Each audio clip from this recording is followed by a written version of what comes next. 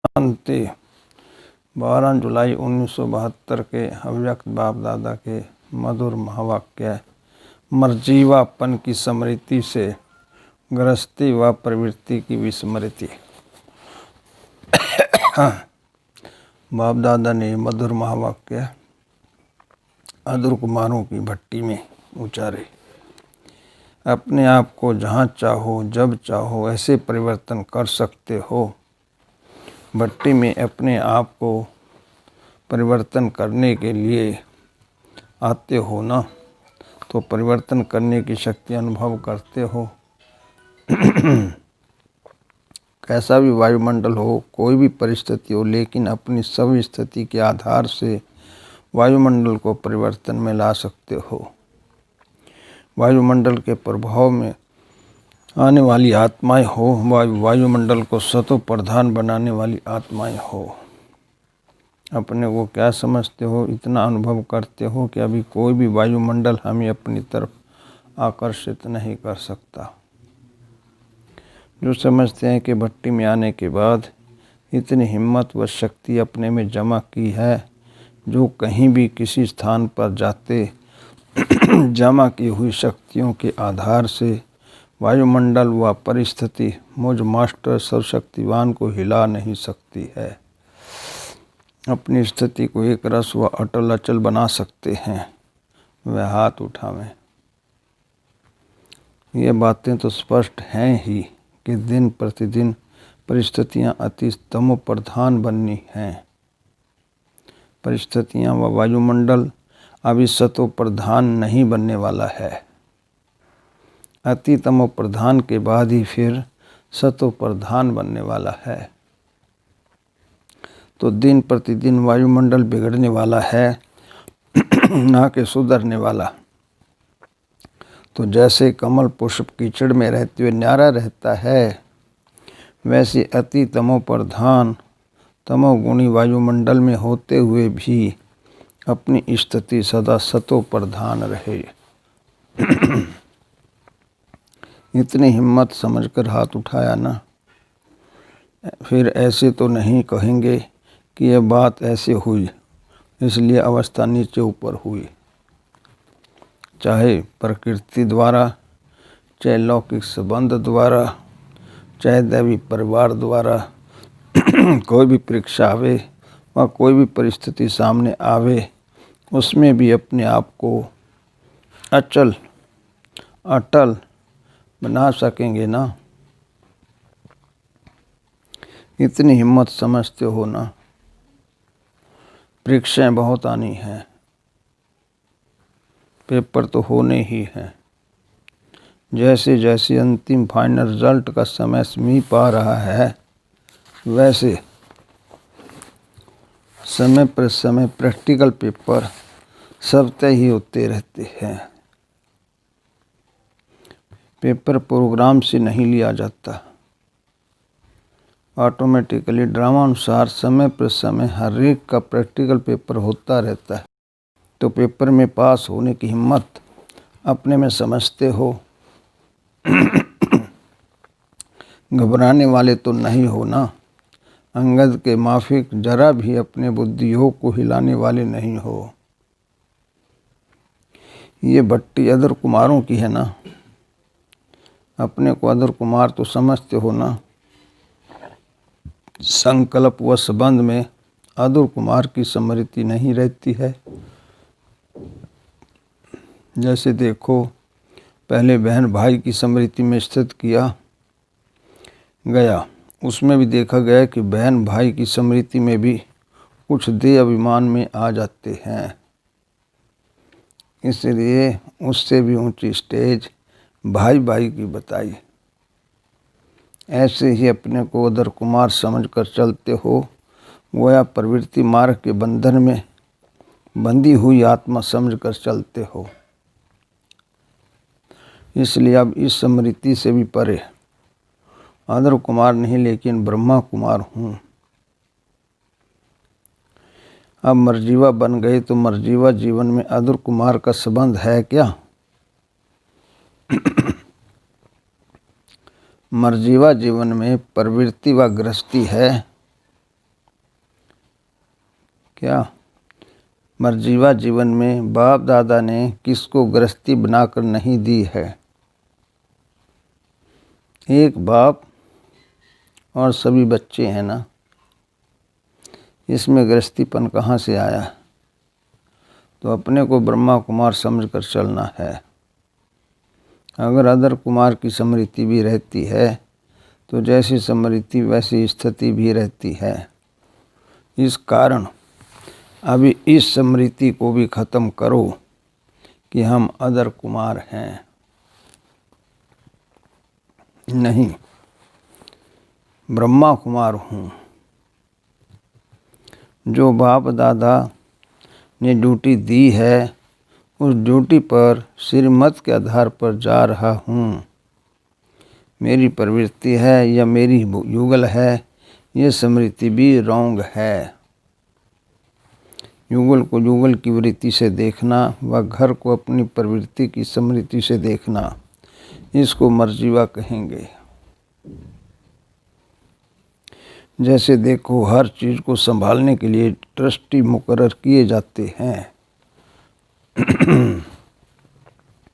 यह भी ऐसे समझकर चलो, जो हद की रचना बाप दादा ने ट्रस्टी बनाकर संभालने के लिए दी है वह मेरी रचना नहीं, लेकिन बाप दादा द्वारा ट्रस्टी बन इसको संभालने के लिए निमित्त बना हुआ हूँ। ट्रस्टीपन में मेरापन नहीं होता। ट्रस्टी निमित्त होता है, प्रवृत्ति मार्ग की वृत्ति भी बिल्कुल ना हो। यह ईश्वरीय आत्माएं हैं, ना कि मेरे बच्चे हैं। भले छोटे छोटे बच्चे हों तो भी क्या बाप दादा ने छोटे बच्चों की पालना नहीं की क्या? जैसे बाप दादा ने छोटे बच्चों की पालना करते हुए ईश्वरीय कार्य के निमित्त बना दिया, वैसे छोटे छोटे बच्चे व बड़े जिनों के प्रति भी बाप द्वारा निमित्त बने हो, उन आत्माओं प्रति भी यह वृत्ति रहनी चाहिए कि इन आत्माओं को ईश्वरीय सेवा के योग्य बनाकर इसमें लगा देना है। घर में रहते ऐसी स्मृति रहती है जैसे ईश्वरीय परिवार की अनेक आत्माओं के संबंध व संपर्क में रहते हो, वैसे ही जिन आत्माओं की ड्यूटी मिली है उन्हों के साथ भी ऐसे ही संपर्क में आते व फर्क रहता है।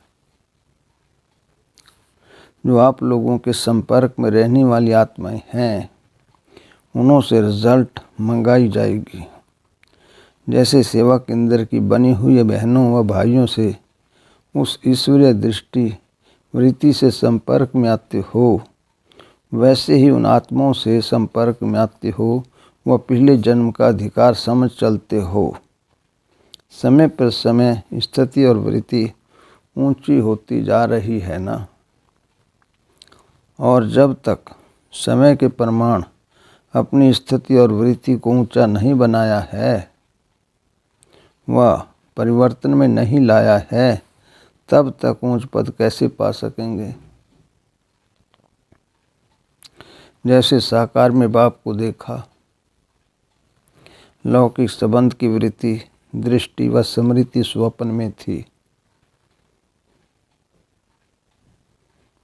तो फॉलो फादर करना है ना। क्या वही लौकिक संबंधी साथ नहीं रहते थे क्या? तो आप लोगों को भी साथ रहते हुए इस स्मृति और वृत्ति में चलने की हिम्मत रखनी है। इस भट्टी में क्या परिवर्तन करके जाएंगे? आदर कुमार का नाम निशान समापत। जैसे भट्टी में पड़ने से हर वस्तु का रूप परिवर्तन हो जाता है, वैसे इस भट्टी में मैं प्रवृत्ति मार्ग वाला हूँ, मैं अदर कुमार हूँ। इस स्मृति को भी समाप्त करके यह समझना है कि मैं ब्रह्मा कुमार हूँ।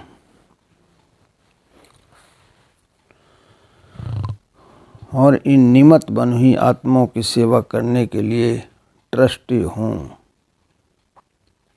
इस स्मृति को मजबूत करके जाना, यही है भट्टी का परिवर्तन। इतना परिवर्तन करने की शक्ति अपने में भरी है, वह वहाँ जाकर फिर प्रवृत्ति वाले बन जाएंगे।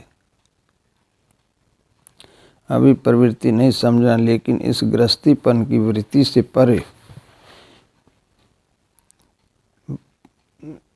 परवृत्ति अर्थात दूर, गृहस्थी की वृत्ति से परे ऐसी अवस्था बनाकर जाने से ही अज्ञानी आत्माएं भी आपकी चलन से, आपके बोल से, आपके नैनों से जो न्यारी और प्यारी स्थिति गाई जाती है उसका अनुभव कर सकेंगे।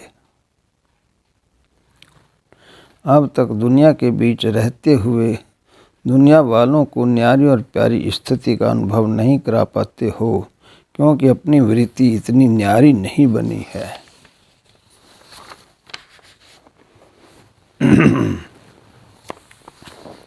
न बनने के कारण इतने प्यारे भी नहीं बने हो। प्यारी चीज़ सभी को स्वतः ही आकर्षण करती है,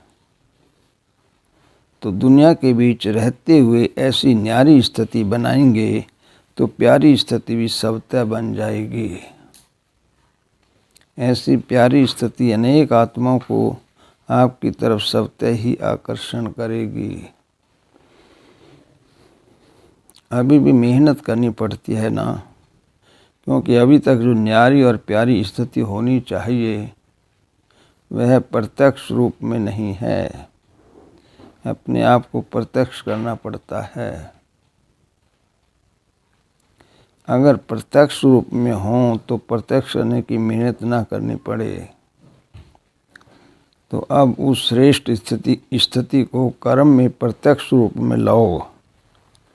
अब तक गुप्त हैं, दुनिया के बीच अलौकिक दिखाई देते हो। कोई भी दूर से आप लोगों को देखते अलौकिकता का अनुभव करते हैं कि साधारण समझते हैं। प्रैक्टिकल जीवन का इतना प्रभाव है जो कोई भी देखकर समझे यह कोई विशेष आत्माएं हैं। जैसे स्थूल ड्रेस को देखकर समझ लेते हैं कि हम लोगों से कोई न्यारे हैं, वैसे यह सूरत हुआ अव्यक्त मूर्त न्यारापन दिखावे।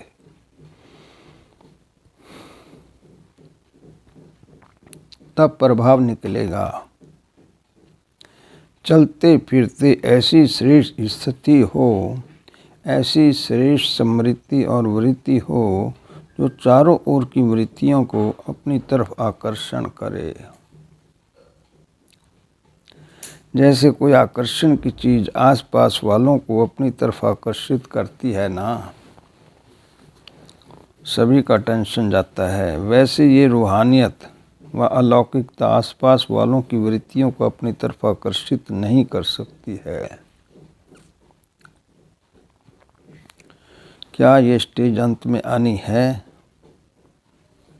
साधारण रीति भी कोई रॉयल फैमिली के बच्चे होते हैं तो उनकी एक्टिविटी से, उनके बोल से ना परिचित होते हुए भी जान लेते हैं कि ये कोई रॉयल फैमिली की आत्माएं हैं। तो क्या अलौकिक वृत्ति में स्थित रहने वाली श्रेष्ठ आत्माओं का दूर से इतना प्रभाव नहीं पड़ सकता है? क्या मुश्किल है? जो सहज बात होती है वह करने में देरी लगती है क्या? ऐसे समझें कि भट्टी में इतने सभी अलौकिक शक्तिशाली मास्टर ज्ञान सूर्य जब चारों ओर जाएंगे तो जैसे सूर्य छिप नहीं सकता, वैसे मास्टर ज्ञान सूर्य का प्रकाश व प्रभाव चारों ओर फैलने से यहाँ तक भी प्रैक्टिकल सबूत आएगा। सबूत कौन सा? कम से कम जो आप द्वारा प्रभावित हुई आत्माएं हों उन्हों का समाचार तो आवे। समय ना आवे, समाचार तक तो आओ।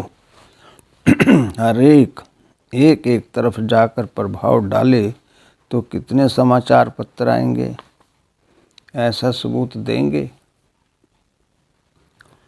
वह जैसे भट्टी करके जाते हैं, कुछ समय प्रभावशाली रहते फिर प्रभाव में आ जाते हैं। बाप तो सदैव उम्मीदवार ही रहते हैं।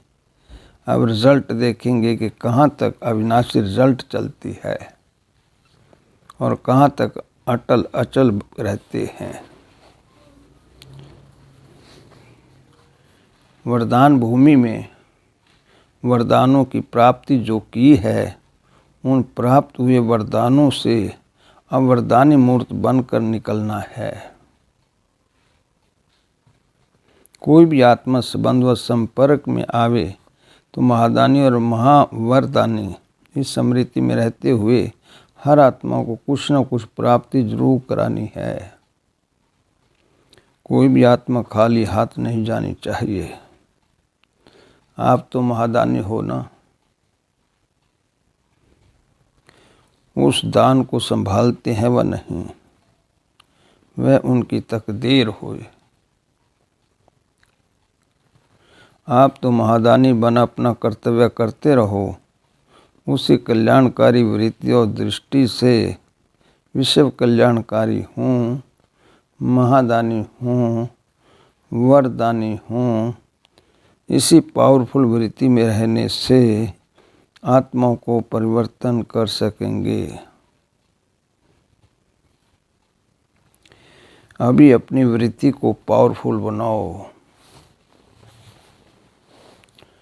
बाबा ने इसका मुरली का सार दिया।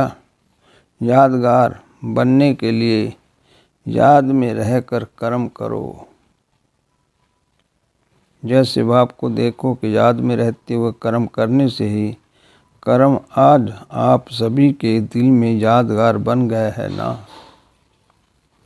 ऐसे ही अपने कर्मों को भी विश्व के सामने यादगार रूप बनाओ। ओम शांति।